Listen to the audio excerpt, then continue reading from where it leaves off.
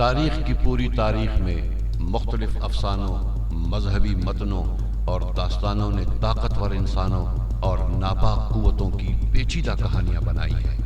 ان کہانیوں میں یاجوج اور ماجوج کی پراسرار شخصیتیں تباہی اور افراتفری کی علامت کے طور پر کھڑی ہیں۔ ان کی ابتدا قدیم صحیفوں میں ہے، بشمول عبرانی بائبل، قرآن اور دیگر تاریخی متنوں میں ہے۔ تاہم قدیم زمانے میں ان کی اہمیت کے باوجود جدید دنیا میں یاجوج اور ماجوج کا ٹھکانہ اسرار میں ڈوبا ہوا ہے، جو قیاس آرائیوں اور تجسس کو ہوا دیتا ہے۔ اس ویڈیو میں ہم یاجوج اور ماجوج کی ابتدا کا جائزہ لیتے ہیں اور ان کے موجودہ دور کے وجود کی ممکنہ تشریحات کا جائزہ لیتے ہیں۔ یاجوج اور ماجوج کا ابتدائی ذکر عبرانی بائبل میں خاص طور پر کتاب حزقیل اور مکاشفہ کی کتاب میں پایا جا سکتا ہے۔ ان تحریروں میں یاجوج اور ماجوج کو طاقتور اور تباہ کن قوتوں کے طور پر دکھایا گیا ہے جو انسانیت کے لیے خطرہ ہے۔ حزقیل کی کتاب میں انہیں قوموں کے ایک گروہ کے طور پر بیان کیا گیا ہے جس کی قیادت جوجھ کر رہے ہیں، جو آخری دنوں میں بنی اسرائیل کے خلاف آئیں گے۔ ان کی شکست خدا کی طرف سے ترتیب دی جائے گی جو راست بازوں کی فتح کا نشان ہے۔ اسلامی روایات میں یاجوج ماجوج کا ذکر قرآن میں بھی ہے۔ انہیں بدعنوان انتشار پھیلانے والی قوتوں کے طور پر پیش کیا گیا ہے جو دنیا پر جاری کی گئی ہیں۔ جب ان کے روکنے والی رکاوٹیں ٹوٹ جائیں گی جو کہ وقت کے اختتام کی نشاندہی کرتی ہیں، ان کا ظہور قیامت کے قریب آنے کی علامت سمجھا جاتا ہے۔ ان قدیم متنوں کا اثر مختلف ثقافتوں میں پھیل گیا، جس سے مختلف علاقوں میں یاجوج اور ماجوج کی داستان کی مختلف تشریحات اور موافقت پیدا ہوئی۔ جیسے جیسے یاجوج اور ماجوج کی کہانیاں وقت کے ساتھ پھیلتی گئیں، انہوں نے مختلف ثقافتوں میں مختلف نام اور خصوصیات حاصل کی۔ قرون وسطیٰ کے یورپی لوگ داستانوں میں وہ گوگ ماگوگ کے طور پر نمودار ہوئے، جو ہیکل جیسی مخلوق جنہیں ٹرائی کے برڈز نے برطانیہ پہنچنے پر شکست دی تھی۔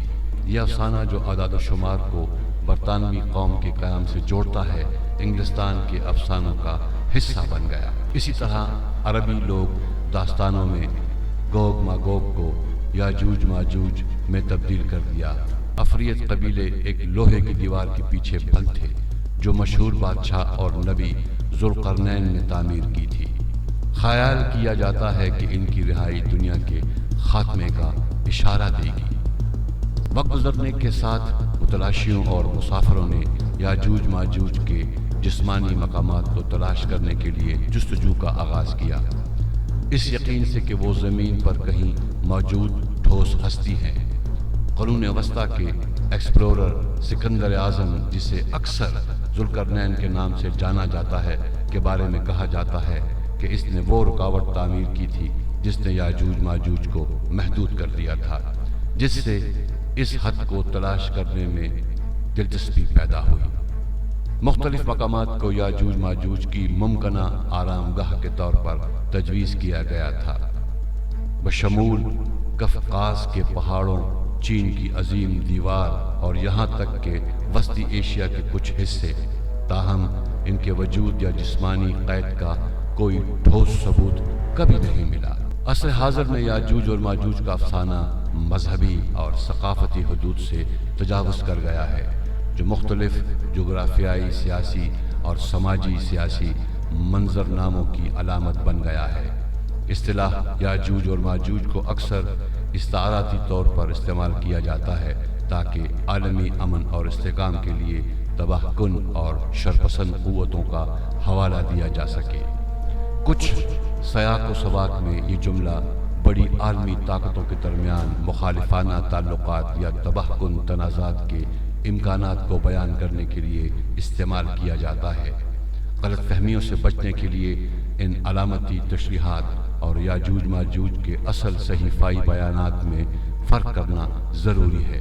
یاجوج ماجوج کے اصرار اور رغبت نے جدید ادب اور مقبول ثقافت میں اپنا راستہ تلاش کیا ہے۔ متعدد ناولوں، فلموں اور فنپاروں نے اس افسانوی مخلوقات سے متاثر ہو کر انہیں انسانیت کے اجتماعی تخیل میں مزید صلاحیت کیا ہے۔ ان کی تاریخی اہمیت کے باوجود یاجوج اور ماجوج کا موجودہ دور کا ٹھکانہ غیر یقینی ہے، چونکہ قدیم صحیفوں اور لوک داستانوں کے مختلف طریقوں سے تشریح کی جاتی ہے۔ کچھ کا خیال ہے کہ یاجوج اور ماجوج کی افواج جاری تنازعات اور عالمی چیلنجوں کی علامتی نمائندگی کرتی ہے۔ یاجوج اور ماجوج کی کہانی صدیوں پر محیط ہے۔ قدیم صحیفوں اور لوک داستانوں سے لے کر جدید تشریحات اور مقبول ثقافت میں جگہ تلاش کرنے تک، افراتفری اور تباہی کی علامت کے طور پر ان کی اہمیت مذہبی حدود سے تجاوز کر گئی ہے اور عالمی چیلنجوں کا استعارہ بن گئی ہے، جبکہ ان کے جسمانی وجود کی تلاش بے نتیجہ رہی ہے۔ انسانی شعور میں یاجوج اور ماجوج کی مستقل موجودگی اچھے اور برے کے درمیان ابدی جدوجہد اور ہماری دنیا کے اسرار کو سمجھنے کی دائمی جدوجہد کی یاد دہانی کا کام کرتی ہے۔